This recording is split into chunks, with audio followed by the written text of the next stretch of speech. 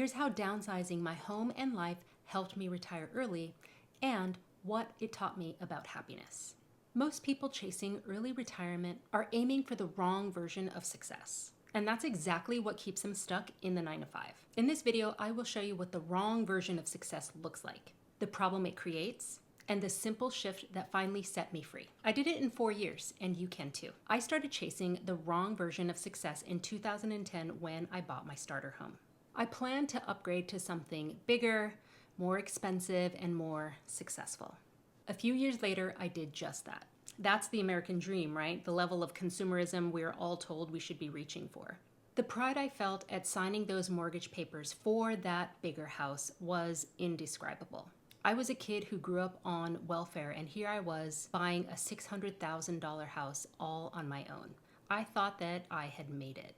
But almost immediately after I moved in, my then boyfriend lost his job. Our plan to share expenses vanished overnight, and my dream home started to feel like a trap.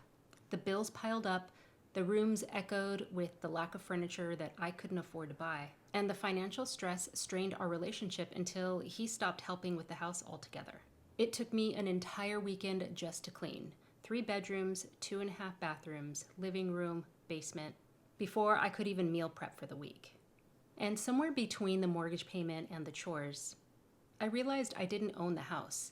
It owned me. And it always needed something. New gutters, fence repairs, restanding the deck. It was nickel and diming me to death. All of that on top of the $5,000 a month just to keep the lights on. I was overwhelmed. The house that once represented freedom now represented everything that I wanted to escape. Stress, debt, and exhaustion. But this was supposed to be success. It didn't feel like it. And every dollar that went into that house was a dollar that I couldn't invest.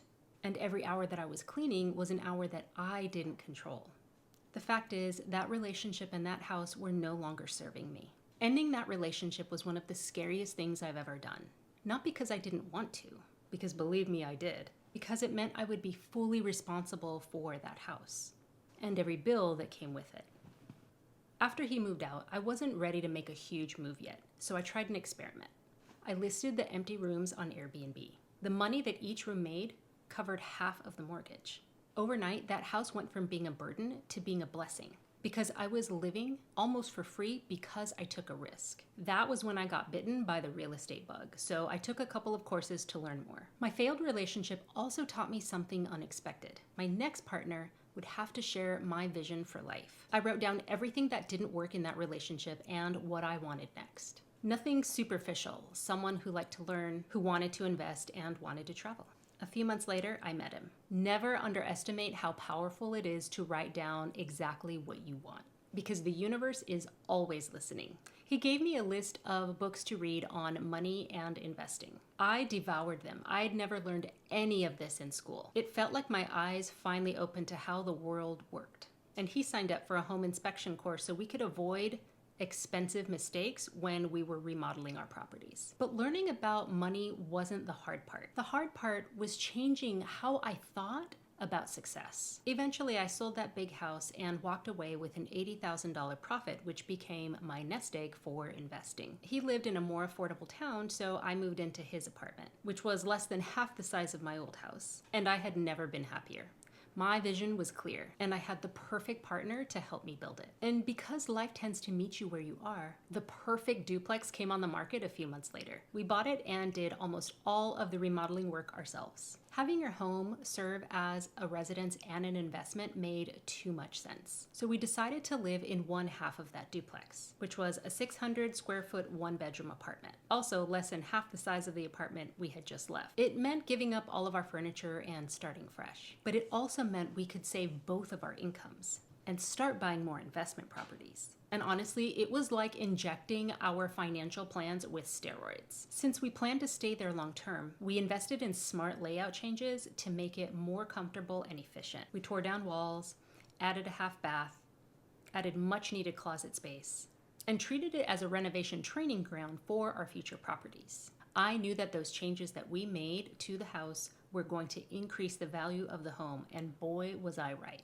I bought that duplex for $360,000, put $40,000 into the renovation, and when I was finished, I got it appraised, and its new value was $500,000. That meant $100,000 in equity, which was money we could actually use. So I took out a home equity line of credit and used part of that money to furnish the other half of the duplex and set it up as our first Airbnb. Then I used another portion to buy our next duplex. And because I used my home equity line of credit this way, the interest that I paid on that loan is tax deductible. So that means no interest on a huge loan. Sign me up. Yes, we gave up a lot of square footage, but that trade-off freed up thousands of dollars every month. It was honestly the easiest sacrifice that I've ever made. All of that money that we spent to renovate the home benefited us in another way. I paid for all of the materials on a credit card so that I could I paid for all of those renovation materials on a credit card so I could accrue points. And I racked up so many points that it got us a free trip to Mexico. We were tired after months of renovation work, so we booked an Airbnb and went for a month to rest. That trip, it changed everything for us. The place that we stayed in looked like the life that we wanted. The host had bought a small piece of land, built 3 cabañas, lived in one, and listed the other 2 on Airbnb. He also built a small cafe for the tourists to visit and planted a garden. So everything that cafe served was farm to table. His plan was simple, creative, and full of freedom. I realized something big. Living in your investment property can be one of the smartest ways to build wealth if you have the vision for it. When we came home, we took that idea and ran with it. We finished our duplex and listed those 2 new units on Airbnb. And it was at this time that other people started noticing what we were doing and wanted a part of the action. People asked if they could partner with us. And what this taught me is that success gets people's attention, and it grows faster the more people that join in. I partnered with those friends to acquire 2 new Airbnb properties, and now I have 5 Airbnbs. And best of all, it only took 4 years to get here. A lot can change in your life when you have a clear goal, and you keep taking small steps to reach it. The best part is that the unit that we live in now will become our next Airbnb when we move, whether that's to a new house or to chase possibly a new dream of living abroad. Letting go of that big dream house, downsizing, opened up a completely new life for me. It gave me financial freedom and the gift of time. I retired in my 40s, and now I'll be able to travel when I'm still healthy and full of energy. That is the real dream. Because I was willing to live small, I get to live big.